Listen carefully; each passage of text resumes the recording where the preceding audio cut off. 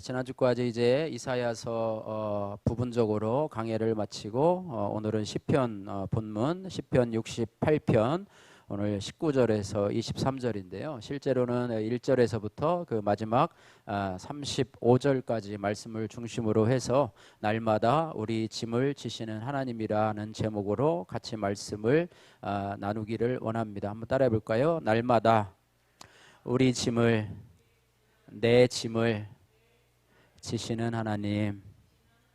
할렐루야. 네, 오늘 본문 말씀을 통해서 날마다 나의 짐 또 우리의 짐을 지시는 하나님을 믿고 신뢰하고 승리하시는 여러분들 되시기를 주님의 이름으로 축복합니다. 시편 68편을 다 읽지는 못했는데요. 이 시편 68편의 주제는 바로 승리케 하시는 하나님이십니다. 예, 승리가 바로 주제라고 하는 것입니다. 하나님은 우리에게 실패와 좌절이 아니라 승리를 주기를 원하시는 하나님이십니다. 그래서 이 시편은요, 역사 속에서 개입하시는 하나님께서 궁극적으로는 사단을 포함한 모든 대적을 멸하시고 당신의 나라, 즉 하나님 나라를 견고케 하실 것을 찬양하는 시가 바로 오늘 시편 68편입니다. 시인은 이 거룩한 전쟁, 다른 말로 성전, 홀리워라고 하는데요. 이런 성전을 지휘하시는 하나님의 적극적인 개입하심과 또 그로 인해서 이제는 필연적으로 하나님의 백성들이 승리하게 될 것에 대해서 오늘 시편 68편에서 말씀을 해주고 있습니다. 오늘 이 시편이 기록된 이 역사적 배경을 잠시 살펴보면은요, 이 시편이 기록된 때는 다윗의 이스라엘과 또 암몬과의 전투가 거의 마무리되는 그런 시점이었을 것으로 추정하고 있습니다. 다윗과 이 다윗의 군대는요, 이 암몬에 대해서 결정적인 승리를 거두게 되는데요. 비록 암몬이 아람의 용병과 함께 이스라엘을 함께 대적을 했지만 그들은 다윗의 군대에 의해서 또 다윗의 하나님, 배후에서 싸우시는 다윗의 하나님에 의해서 참패를 당하게 되었다고 하는 것입니다. 이 전투는요, 이 암몬의 반란에 의해서 시작되었는데요. 다윗은 다윗에게 이 성전에 있는 재물을 구하는데 많은 도움을 준 암몬 왕이 죽자 즉시 위로 목적의 조문 사절단을 보내게 됩니다. 그러나 그 아들은 다윗의 호의를 무시하고 오히려 조문 사절들의 수염을 깎는 등 모욕을 주어서 다시 돌려보내게 됩니다.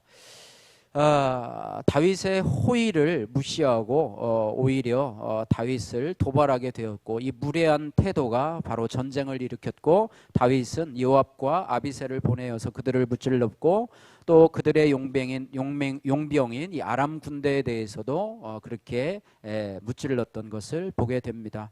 이제 암몬의 산발적인 저항이 있기는 했어도요, 다윗의 승리는 이제 확정적이라는 사실입니다. 바로 이와 같은 시점에서 하나님은 자신들뿐 아니라 이 세상에서 하나님을 대적하고 있는 모든 원수들도 결국은 멸절될 것이다 라고 확신을 하면서 승리케 하시는 하나님을 주제로 해서 이 시편을 기록을 하고 있습니다. 그래서 오늘 개괄적으로요, 1절에서 35절 말씀을 통해서 승리케 하시는 하나님을 살펴보는데요. 먼저 1절에서 6절 말씀을 통해서요, 하나님 악인을 멸망시키는 하나님에 대해서 이 시편 기자는 찬양을 하고 있습니다. 먼저 1절, 2절 말씀 우리 같이 읽어보도록 하겠습니다. 1절, 2절. 하나님이 일어나시니 원수들은 흩어지며 주를 미워하는 자들은 주 앞에서 도망하리이다. 연기가 불려가듯이 그들을 몰아내소서. 불 앞에서 미리 녹음같이 악인이 하나님 앞에서 망하게 하소서. 예. 우리의 원수를 하나님께서 멸해달라는 기도의 내용인데요, 이것으로 볼 때 하나님의 백성을 대적하는 원수들이 곧 하나님의 원수라는 것과 동일하게 되면서 이것이 우리 성도들에게는 큰 위로가 되는 것이죠. 예. 우리들의 원수가 바로 하나님의 원수이시고 우리들의 원수를 하나님께서 멸해 주실 것을 말씀해 주고 있는데요, 아브라함을 부르시고 복 주실 것을 말씀하실 때 하나님은 창세기 12장에서 이렇게 말씀하고 있습니다. 너를 축복하는 자에게는 내가 복을 내리고 너를 저주하는 자에게는 내가 저주하리니 땅의 모든 족속이 너로 말미암아 복을 얻을 것이라 이렇게 말씀을 하셨습니다. 하나님 백성이 된, 하나님 자녀 된 축복은 여러 가지가 있지만요, 하나님이 내 편이 되어 주신다. 나를 저주하면 하나님이 저주하시고 나를 축복하는 자에게 하나님도 축복을 해줄 것이다. 이렇게 말씀을 해주고 있습니다.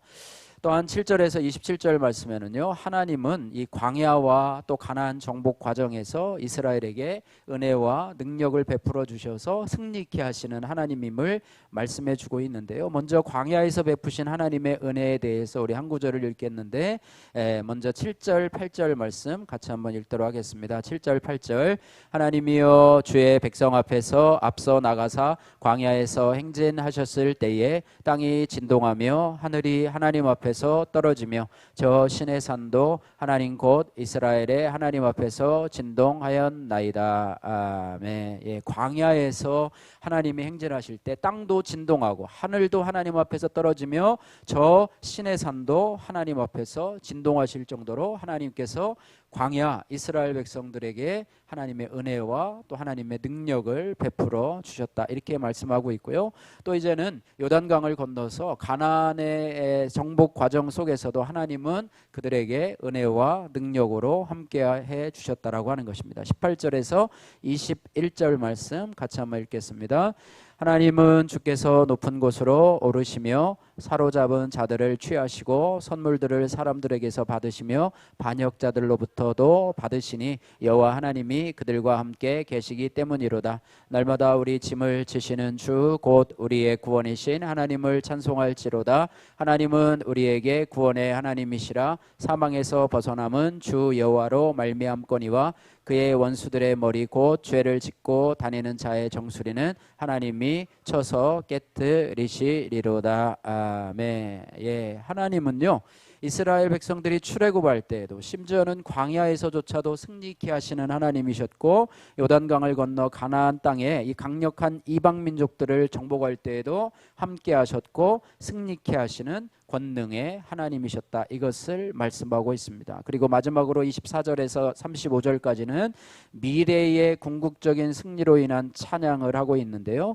24절에서 27절 말씀은 가나안 정복 전쟁이 성공적으로 마감된 후에 하나님께서 승리의 개선 행진을 하는 광경이 묘사되어 있습니다. 24절, 25절 말씀 같이 읽겠습니다. 하나님이여 그들이 주께서 행차하심을 보았으니 곧 나의 하나님 나의 왕이 성소로 행차하시는 것이라. 소고치는 처녀들 중에서 노래 부르는 자들은 앞서고 악기를 연주하는 자들은 뒤따르나이다. 아멘. 예, 승리로 행진하시는, 개선 행진하시는 하나님의 모습을 묘사하고 있습니다. 또한 마귀의 권세는요, 대적 이 사단 마귀의 권세는 그리스도의 부활 사건 곧 사망 권세를 깨뜨리는 사건을 통해서 이제는 치명상을 입게 되었는데요. 마귀의 권세는 세상 끝날 곧 예수님께서 재림하실 그때에 완전하게 파괴될 것입니다. 그래서 시인은 그 하나님을 찬양하고 있습니다. 34절 35절 말씀을 같이 읽습니다. 너희는 하나님께 능력을 돌릴지어다. 그의 위엄이 이스라엘 위에 있고 그의 능력이 구름 속에 있도다. 하나님이여 위엄을 성소에서 나타내시나이다. 이스라엘의 하나님은 그의 백성에게 힘과 능력을 주시나니 하나님을 찬송할지어다. 아멘. 예. 그래서 1절에서부터 35절 시편 68편은 승리하시는 하나님, 승리케 하시는 하나님, 결국에는 대적 사단 원수 마귀를 완전하게 멸하시고 또 이 땅에서 살아가는 하나님의 백성을 승리케 하시는 하나님에 대해서 말씀을 해주고 있는데요. 그 승리케 하시는 하나님께서 우리의 짐을 날마다 져주시는 그런 하나님이시라. 이렇게 오늘 19절 말씀에 묘사를 하고 있습니다. 19절 말씀 같이 읽습니다. 날마다 우리 짐을 지시는 주 곧 우리의 구원이신 하나님을 찬송할지어다. 아멘. 예, 여기서 짐을 진다고 하는 말은요, 히브리어 성경에 아마스라고 이렇게 표현이 되어 있는데요. 이 아마스라고 하는 말은 하나님이 우리를 등에 업으신다라고 하는, 그러니까 짐을 져주신다고 하는 것은 우리 인생의 짐, 또 우리의 죄의 짐을 가지고 살아가는 저와 여러분들을 등에 업고 가신다라고 하는 그런 원문의 뜻을 가지고 있습니다. 그러면서 다윗은 한 번도 아니고 하루도 아니고 날마다 우리의 무거운 인생의 짐, 죄의 짐을 져주시는 하나님을 찬송하고 있습니다. 할렐루야. 우리가요, 예수 믿고 또 신앙생활하는 것이 여러 가지 축복이 있지만은요, 우리의 짐을, 인생의 짐을 날마다 져주시는 하나님을 나의 구주, 나의 하나님으로 모시고 살아간다는 그것 하나만으로 얼마나 감사하고 또 얼마나 영광스러운지 모르겠습니다. 우리가 뭐길래 우리가 짊어지고 있는 인생의 짐, 그것들을 하나님께서 날마다 대신 져주십니까? 이것이 우리에게 참으로 감사하고 또 하나님 앞에 영광 돌려야 될 그런 모습인 줄로 믿습니다. 우리 인생은요, 모두 나름대로의 짐을 지고 살아가고 있습니다. 그렇잖아요. 그래서 이 짐은 크게 나누면은요, 두 가지로 볼 수가 있는데, 첫 번째는 모든 인류가 겪고 있는 그런 인생의 짐을 말할 수 있습니다. 우리가 육신을 입고 살아가면서 먹고 마시고 살아가야 하는 여러 가지 문제들 속에서 발생하는 인생의 짐이 있지 않습니까? 그죠? 먹고 살아야 하는 짐, 또 아파도 버텨 나가야 하는 그런 짐들, 사람들과의 관계 속에서 살아가야만 하는 그런 짐들이 우리 인생의 짐들입니다. 두 번째는 죄의 짐이 있습니다. 죄의 짐은요, 우리가 지고 가기는 가지만 그 죄의 짐은 우리가 아무리 어떻게 버텨도 해결할 수 없는 것이 바로 죄의 짐이라고 하는 거예요. 그래서 그 짐을 져주시는 분이 하나님이시고, 우리가 날마다 짓는 죄로 인해서요, 우리의 영혼이 상하고 마음이 피곤하고 양심이 무너져 내리는데요, 그 죄의 짐을 져주시는 분이 바로 하나님이시라고 하는 사실입니다. 그래서 인생의 짐과 죄의 짐을 지고 가고 있는 인생들에게 주님은 이렇게 말씀을 하십니다. 마태복음 11장 28절에서 30절 말씀인데요, 수고하고 무거운 짐진 자들아 다 내게로 오라. 내가 너희를 쉬게 하리라. 나는 마음이 온유하고 겸손하니 나의 멍에를 메고 내게 배우라. 그러면 너희 마음이 쉼을 얻으리니 이는 내 멍에는 쉽고 내 짐은 가벼움이니라. 이렇게 말씀하셨습니다. 여러분, 가능하면 이 말씀을 여러분 암송하셨으면 참 좋을 것 같습니다. 참 귀한 말씀이고요,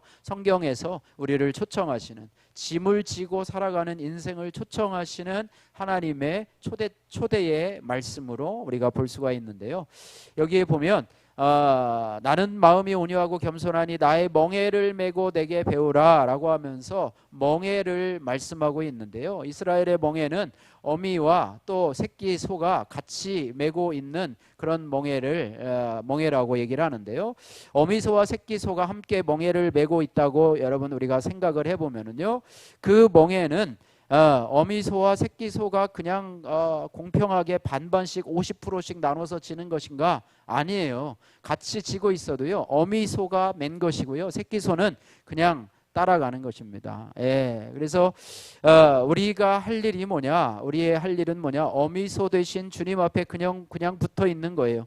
멍에를 같이 매는 것은요, 주님 안에 거하는 것입니다. 주님 안에 같이 거하면 하나님께서 우리의 멍에, 우리의 짐을 가볍게 해주신다라고 말씀하고 있습니다. 그래서 우리가 멍에를 지는 조건은 예수님이 나는 마음이 온유하고 겸손하니 라고 할 때 그 뜻을 같이 하는 것이에요. 그래서 주님이 온유하고 겸손하니 나도 온유와 겸손함으로, 물론 주님의 온유와 겸손함에는 뭐 따라갈 수 없겠지요. 그러나 우리가 흉내내도 나면서 주님의 온유와 겸손함을 따라가면서 주님과 멍에를 같이 매다 보면 우리의 인생의 짐이, 우리의 죄의 짐이 가벼워질 것이다. 이렇게 주님이 말씀하시는데, 온유라고 하는 것은요, 하나님이 하시는 모든 일이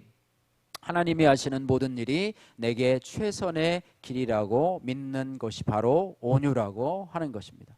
우리는 이것을 믿지 못해서요, 내가 개척하는 길이 최고의 길임을 인정받고자 막 이리저리 내 수단과 방법을 통해서 갑니다. 그러나 주님께서, 하나님이 하시는 모든 일이, 내게 일어나는 모든 일이 내게 최선의 길이라고 믿는 것인데요, 이때 우리로 하여금 하나님께서는 평안과 안식을 주게 되고요, 내 스스로 내 길을 개척하려고 하면 그 마음에 스트레스와 또 또 불안함과 두려움이 찾아오게 되는 것입니다.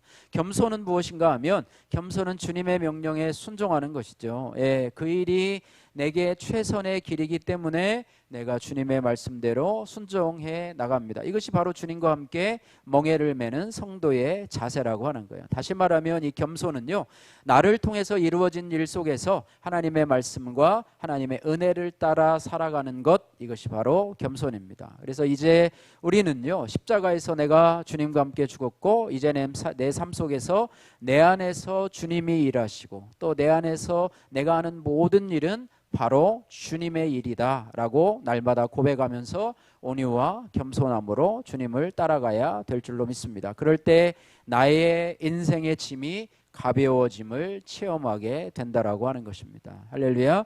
어미소와 새끼소가 연합하여서 멍에를 매듯이 주님과 내가 하나가 될 때 내 안에 계시는 주님, 내 삶에 간섭하시고 개입하시는 주님이 나의 짐을 대신 져주심을 믿습니다. 그분을 내 삶의 주인으로 인정하고 따라갈 때 내게 다가오는 삶의 여러 가지 문제들을 주님께서 가볍게 해주시고 해결해 주실 줄로 믿습니다. 할렐루야.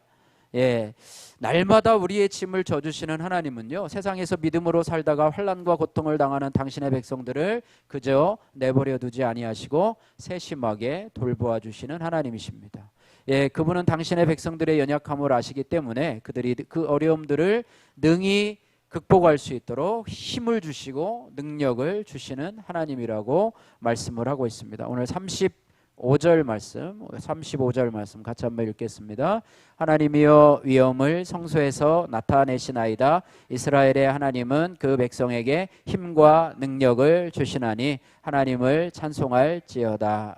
아멘. 예. 때로는 하나님께서 직접 문제를 해결해 주시기도 하지만은요, 우리들에게 인생의 문제, 인생의 짐을 해결할 수 있는 힘을 주시고 또 능력을 주심으로 해서 그것을 돌파해 나가도록 해주시는 분이 바로 하나님이시라고 하는 것입니다. 그래서 그 백성에게 힘과 능력을 주시는 하나님 앞에 우리는 이렇게 고백을 할 수가 있습니다. 빌립보서 4장 19절 말씀에 내게 능력 주시는 자 안에서 내가 모든 것을 할 수 있느니라. 아멘. 예, 세상 사람들은 어떻게 고백합니까? 내가 모든 것을 할 수 있다고 고백을 하잖아요. 그러나 우리는 어떤 고백을 합니까? 내게 능력 주시는 자 안에서. 할렐루야. 예, 믿음을 가진 사람은 주님이 주시는 힘과 능력 안에서 내가 모든 것을 할 수 있느니라. 세상 사람들은요, 내 힘과 능력으로 내가 모든 것을 할 수 있다, 하면 된다 라고 나가는 것이 세상 사람들의 것인데, 그러면 인생의 짐과 죄의 짐이 가벼워지지 아니하고 결코 쉼을 얻지 못하게 된다는 사실이라고 하는 것입니다. 그러므로 성도는요, 평탄한 삶이 찾아오든 혹은 역경 속에서도요, 결코 낙담하거나 좌절하지 않고 날마다 우리를 등에 업고 가시며 날마다 나의 짐을 져주시는 하나님을 의지하며 나가야 합니다. 예, 우리 모래 위의 발자국이라고 하는 여러분 예화를 아마 여러분 알고 계실 텐데요. 다시 한번 제가 말씀드리면요, 어느 날 한 사람이 꿈을 꾸었습니다. 꿈속에서 그는 주님과 함께 해변가를 산책하고 있었습니다. 모래사장을 아마 산책하고 있었겠죠. 하늘 저편에서는 지금까지 살아온 삶의 모든 여정들이 영화처럼 생생하게 펼쳐지는 듯 했습니다. 각각의 장면에는 모래 위에 새겨진 두 줄의 발자국이 있었습니다. 하나는 자신의 것이었고 다른 하나는 주님의 발자국이었습니다. 살아오는 동안에 주님은 언제나 자신과 함께 걸어왔던 것입니다. 영화의 마지막 장면이 펼쳐지고 있을 때쯤에 그는 문득 길 위에 있는 발자국들이 어떤 때는 단지 한 줄밖에 나타나 있지 않다는 것을 발견하게 되었습니다. 또 그것이 그의 생애에서 가장 절망적이고 힘든 시기마다 그랬다는 것을 깨닫게 되었습니다. 그래서 이것이 마음에 걸려서 함께 있는 주님에게 여쭈어 보았습니다. 주님, 당신은 제가 일단 주님을 따르기로 결심한다면 언제나 저와 함께 걸어갈 것이라고 말씀을 해주셨습니다. 하지만 제 인생에서 가장 힘든 시기를 뒤돌아보면 거기에는 언제나 발자국이 한 줄밖에 없었습니다. 저는 그것을 도무지 그 이유를 이해할 수가 없습니다. 왜 주님은 정작 내가 필요할 때면 나를 버려야 하셨습니까? 라고 물었습니다. 그러니까 주님께서 이렇게 대답을 하셨습니다. 나의 사랑하는 자여, 내가 너를 사랑하노라. 내가 너를 결코 떠나지 않으리라. 내가 힘들고 고통스러웠을 때마다 발자국이 한 줄밖에 없었던 것은 바로 그때마다 내가 너를 등에 업고 걸었기 때문이라. 이렇게 말씀하셨습니다. 할렐루야. 주님은 우리와 늘 동행하시지만은 우리가 힘들고 어려울 때마다 우리를 등에 업고 걸어가시는 하나님. 할렐루야. 예, 우리 부모와 자녀가, 어린 자녀가 걸어가다가 그저 자녀들은 왜 이렇게 다리가 아픈지 조금만 걸어가면 못 걷겠다고 하는데요. 그럴 때마다 부모가 힘들어도요, 자녀를 등에다 업고 가는 거와 마찬가지로 하나님이 저와 여러분들을 가장 힘들고 어려운 시기에도 등에 업고 가신다는 사실을 여러분 기억하셔서 한순간도 우리와 동행하지 않는 적이 없으시다고 하는 사실을 우리가 깨달아야 될 줄로 믿습니다. 우리가 자주 부르는 찬양인 나의 등 뒤에서 찬양을 보면은요, 1절 말씀에 1절 가사에 보면 이렇습니다. 나의 등 뒤에서 나를 도우시는 주, 나의 인생길에서 지치고 고나여 매일처럼 주저앉고 싶을 때 나를 밀어주시네. 일어나 걸어라. 내가 새 힘을 주리니 일어나 걸어라. 내 너를 도우리라. 이렇게 말하고 2절에는요, 나의 등 뒤에서 나를 도우시는 주, 평안히 길을 갈 때는 보이지 않아도 지치고 고나여 넘어질 때는 다가와 손 내미시네. 일어나 걸어라. 내가 새 힘을 주리니 일어나 걸어라. 내 너를 도우리라. 3절 말씀, 나의 3절 나의 등 뒤에서 나를 도우시는 주, 때때로 뒤돌아보면 여전히 계신 주, 잔잔한 미소로 바라보시며 나를 재촉하시네. 일어나 걸어라. 내가 새 힘을 주리니 일어나 걸어라. 내 너를 도우리라. 이렇게 말씀하고 있습니다. 할렐루야. 우리를 승리케 하시려고 날마다 우리의 짐을 져주시고 우리와 동행하시는 하나님, 그 하나님이 바로 저와 여러분의 하나님이시라고 하는 사실을 믿으시기를 주님의 이름으로 축복합니다. 그 하나님께서 우리를 어떻게 인도하시는가, 오늘 세 가지로 간단하게 살펴보면, 오늘 9절 말씀 우리 같이 한번 읽어보도록 하겠습니다. 68절 9절 말씀 같이 읽습니다. 하나님이여, 주께서 흡족한 비를 보내사 주의 기업에 곰핍할 때에 주께서 그것을 견고하게 하셨고. 첫 번째는요, 날마다 우리의 짐을 함께 하시는 하나님은요, 우리에게 흡족한 비를 보내주시는 하나님이십니다.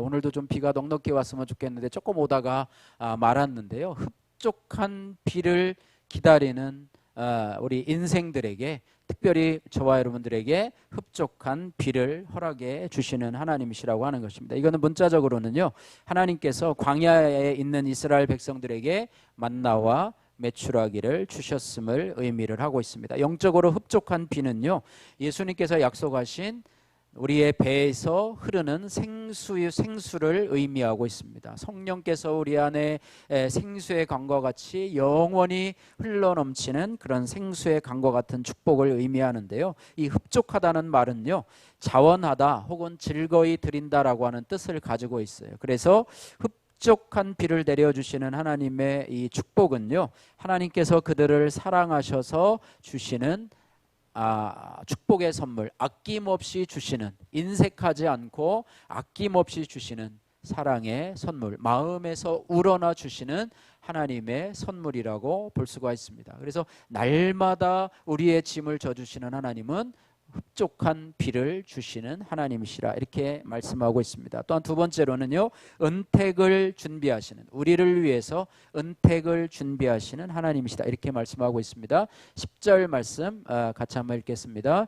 주의 회중을 그 가운데서 살게 하셨나이다. 하나님이여, 주께서 가난한 자를 위하여 주의 은택을 준비하셨나이다. 아멘. 특별히 가난한 자에게, 그죠? 가난한 자에게 은택을 준비하셨다고 하는데, 우리는 하나님 앞에 가난하기 때문에 부름을 받은 사람, 그래서 마음이 가난한 자에게 하나님께서는 특별히 하나님께서 필요한 양식을 주시는 자가 바로 저와 여러분이라고 하는 사실이고요. 영적으로 가난한 자, 영적으로 하나님의 은혜를 또 영적으로 하나님의 양식을 갈구하는 자에게 하나님께서는 은택을 주시는 하나님, 은택을 주셔서 그로 견고하게 하시는 하나님이시다, 이렇게 말씀하고 있습니다. 세 번째는 말씀을 주시는 하나님이시라, 이렇게 말씀을 하고 있습니다. 말씀을 주시는 하나님, 11절 말씀 같이 한번 읽어보도록 하겠습니다. 11절 말씀입니다. 주께서 말씀을 주시니 소식을 공포하는 여자들은 큰 무리라. 아멘. 예, 주께서 말씀을 주시니 이렇게 말하고 있습니다. 우리가 잘 알고 있듯이요, 하나님의 말씀은 우리들에게 영혼의 양식입니다. 영혼의 양식. 아까 얘기한 것처럼 가난한 자들에게 은택을 주시는 하나님, 그것도 역시 마찬가지로 영혼의 양식 되시는 말씀을 의미하고 있는데요. 오늘 여기서 주시는 양식은요, 군인들에게, 전쟁에 나가는 군인들에게 주시는 그런 무기와도 같은 말씀입니다. 전쟁에 나간 군인들이요, 넉넉한 양식만 가지고는 전쟁에서 승리할 수가 없어요. 넉넉한 양식도 있어야 되지만은요, 강력한 무기가 있어야 된다라고 하는 거예요. 지금 우크라이나가 지금 전쟁을 하고 있는데요, 무기가 딸려가지고 또 다른 나라들에서 무기를 지원하는 그런 뉴스들을 이렇게 보게 되는데요, 무기가 없으면은요 싸울 수도 없습니다. 양식도 필요하지만 무기도 있어야지만이 전쟁에서 승리할 수 있는데, 우리 성도들에게 그 무기가, 이 땅을 살아가면서 승리할 수 있는 무기가 바로 성령의 검인 하나님의 말씀이라고 하는 것입니다. 말씀은 바로 공격용 무기라고 하는 것인데, 하나님은 그 무기인 말씀을 우리들에게 주심으로 인해서 승리케 하시는 하나님이심을 믿으시기를 주님의 이름으로 축복합니다. 매일매일 말씀을 가까이 하셔서요, 하나님께서 공급해 주시는 양식과 세상에서 싸워 이길 수 있는 공격용 무기를 잘 활용하셔서 승리하시는 여러분들 되시기를 주님의 이름으로 축복합니다. 믿음은 무엇이냐면, 한번 따라해 볼까요? 믿음은 나의 무거운 짐을 주님께 맡기는 것입니다. 반대로 믿음이 없는 것은 무엇이죠? 나의 무거운 짐을 주님께 맡기지 못하는 것이 바로 믿음이 없는 것입니다. 시편 55편 22절 말씀에 너희 짐을 여호와께 맡기라, 그가 너를 붙드시고 의인의 요동함을 영원히 허락지 아니하시리로다, 이렇게 말씀하고 있습니다. 우리가 하루하루를 살아가면서요, 하루하루가 쌓여가면서 우리가 먼지가 쌓이듯이요, 하루하루 쌓여가는 우리의 인생의 짐은요, 우리를 지치게 만들고 주저앉게 만듭니다. 그래서 우리는 매일매일 다가오는 우리의 짐을 여호와께 맡기고 살아야 될 줄로 믿습니다. 그런데 그 중에 어떤 성도들은요, 이렇게 생각하는 성도들도 있어요. 황송하게 내 짐을 어떻게 하나님 앞에 맡길 수가 있어? 하나님을 배려해 주는 거죠. 이 무거운 짐을 하나님께 부담 드리지 말고 내가 지어야지. 하나님 앞에 효자와 같은 효도하는 그런 것이라고 생각을 하는데요, 그렇지 않습니다. 그렇지 않고요, 하나님 앞에 내 인생의 짐을 맡기는 것, 그것이 바로 믿음 있는 자이고, 그런 자들을 하나님이 기뻐하신다고 하는 것입니다. 여러분, 이런 예화를 예전에 제가 한번 한 적이 있는데, 어떤 사람이 자동차를 타고 가는데요, 어느 할머니가 무거운 짐을 머리에 지고 힘들게 걸어가고 있어요. 그래서 자동차에 된 사람이 자동차를 세워가지고 그 할머니를 보고서 할머니 여기 좀 타세요, 제가 가는 데까지 모셔드릴게요. 그랬더니 할머니가 너무 고마워가지고 그 뒷좌석을 탔는데요, 운전사가 한참을 가다 보니까 할머니가 머리에 있는 짐을 그냥 내려놓지 않고 그냥 이고 있는 거예요. 끙끙거리며 이고 있는데, 할머니 왜 그 짐을 내려놓지 않고 있나요? 그랬더니 아이고, 이렇게 태워주실 것도 고마운데 어떻게 이렇게 짐까지 내려놓습니까? 라고 하시더랍니다. 그래서 할머니, 그렇게 하지 말고 짐도 내려놓으세요. 걱정하지 말고 짐도 내려놓으세요. 혹시 저희들은 그 할머니처럼 인생의 짐을 내가 머리에 얹어놓고, 또 교회에 올 때도 얹어놓고 있다가 또 나갈 때도 또 하나님 앞에 맡기지 못하고 다시 도로 짊어지고 가는 그런 성도는 아닌가 한번 돌아보시기를 주님의 이름으로 축복합니다. 베드로전서 5장 7절에 너희 염려를 다 주께 맡기라, 이는 그가 너희를 돌보심이니라. 할렐루야. 여러분 기도로 가까이 하시면서 여러분 인생의 짐, 죄의 짐 여러분 스스로가 갖고 있지 말고 주님 앞에 맡기시기를. 맡기라고 하는 것은 무슨 뜻이냐면요, 돌을 굴리라고 하는 거예요. 돌을 굴려버려, 공을 던져버리라. 내가 그걸 갖고 있지 말고 그것을 하나님 앞에 던져버리라. 하나님이 맡으실 때 우리의 짐이 가벼워질 뿐만 아니라 주님께서는 이 짐을 해결해 주시는 하나님이시다, 이렇게 말씀하고 있습니다. 일반적으로요, 이 어렸을 때는 짐은 결코 짐이 별로 무겁지 않았던 것 같아요. 왜냐하면 어린이는 무거운 짐을 지지 않기 때문이죠. 부모가 그 짐을 대부분 져주기 때문인데요. 그러나 나이가 들면서 점점 자신이 져야 할 짐이 무거워짐을 느껴집니다. 예, 저도 부교육자 시절에는요, 그 교회 재정에 대한 부분을 별로 생각을 안 했어요. 따박따박 월급이 나오기 때문에 그런 부분을 생각 안 했는데, 담임 목사가 되니까 교회 전체 재정을 책임져야 되니까 그런 부분들, 여러분들도 결혼하기 전에는 혼자 그냥 먹고 살면 되는데 가정을 꾸리게 되고 또 자녀들을 이끄는 것이 될 때에는 그런 책임들이 혼자 있을 때보다는 더 많은 그런 가중감을 느끼게 되어지는데요. 마찬가지입니다. 누구에게나 짐이 있고요, 그 짐이 크고 작을 뿐 무겁고 가벼운 정도의 차이가 있을 뿐이지 짐은 모두에게 있습니다. 우리는 그 짐을 내가 맡아서 하려고 하지 말고 하나님 앞에 맡겨야 된다라고 하는 것입니다. 뿐만 아니라 우리는 서로 짐을 지는 방법을 배워야 합니다. 한국인에게 참으로 훌륭한 점이 하나가 있는데, 그것은 가정의 짐, 가족의 짐을 함께 나누어지는데 세계에서 탁월할 정도의 그런 본을 보이고 있다고 하는 것입니다. 자식을 사랑하는 그 모성애가 세계에서 제일인데요, 자식을 위해서 고민하고 희생하다가 쓰러지는 부모는 아마 한국인밖에 없는 것 같습니다. 그래서 이 모성애는 짐을 나눠지는 정도가 아니라 짐을 온전히 자식을 대신해서 대신 져주는 것. 외국은 그렇지 않아요.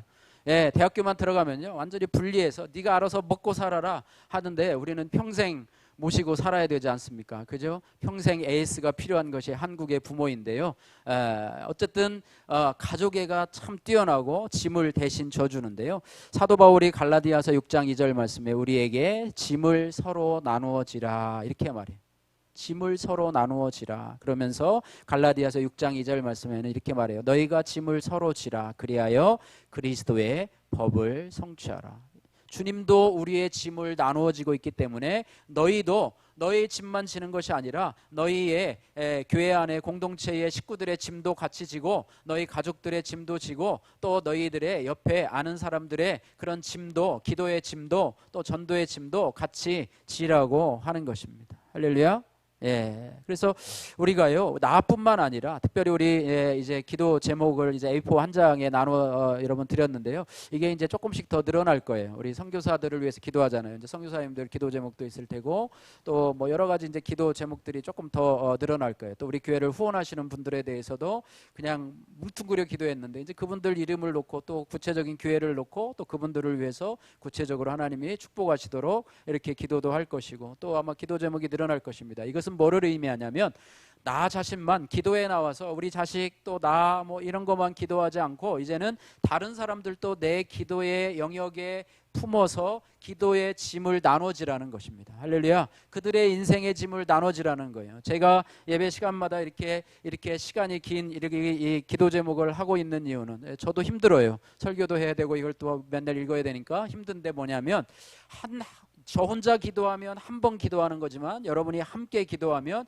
여기에 모인 수대로 반복해서 기도하는 거기 때문에 더 많은 분이 함께 동참할 수 있기 때문에 그런 것입니다. 이것이 바로 뭐냐면 짐을 나누어지는 것이라고 생각이 됩니다. 그래서 여러분 최소의 하루에 한 번이라도 여러분이 기도 제목을 놓고 여러분 기도해 주시면 감사하리라, 이렇게 생각이 됩니다. 6월은요 호국의 달인데요, 보훈의 달이기도 하고 아니면 호국의 달이기도 하다, 이렇게 명칭이 지었는데, 6.25 당시에 우리 민족이 풍전등화의 위기 속에 침몰 위기에 있었을 때에 세계 16개국에 있는 그 나라의 또 장병들이 또 군대와 물자를 동원해서 우리나라에 짐을 져주어서 우리나라가 이제는 이렇게 그 위기에서 벗어날 수 있었고요. 또 우리 교회도 또 여러 가지 그 건물의 위기 속에서도 여러 교회와 성도들이 짐을 나누어 짐으로 인해서 이러한 위기에서 벗어나서 이렇게 좋은 예배당에서 예배 드릴 수 있었게 되었다고 하는 것입니다. 그래서 우리가 기도 제목을 함께 나누고 기도해 주는 것, 서로 짐을 나누는 것입니다. 신앙은 나 홀로 하나님 앞에서뿐 아니라요, 우리가 또한 함께 나가는 것인 줄로 믿습니다. 나만 아니라 우리 공동체인 우리를 생각하고 나라와 민족까지 생각해야 하는 것이 바로 우리 성도들이 나눠야 될 짐인 줄로 믿습니다. 말씀을 마칩니다. 날마다 우리 짐을 지시는 주님을 찬양합니다. 또 날마다 우리로 양식을 주시고 싸울 수 있는 무기인 말씀을 주시는 주님을 찬양합니다. 또한 우리로 함께 짐을 짊어지고 갈 수 있는 귀한 지체를 허락하신 주님을 찬양드립니다. 이 모든 것이 우리로 이 땅에서 믿음으로 승리케 하시는 주님의 뜻임을 믿고 감사드립니다. 오늘 고린도전서 15장 57절 58절 말씀을 읽고 말씀을 마치도록 하겠습니다. 제가 읽어드리겠습니다. 우리 주 예수 그리스도로 말미암아 우리에게 승리를 주시는 하나님께 감사하노니 그러므로 내 사랑하는 형제들아 견실하며 흔들리지 말고 항상 주의 일에 더욱 힘쓰는 자들이 되라. 이는 너희의 수고가 주 안에서 헛되지 않은 줄 알미라. 아멘.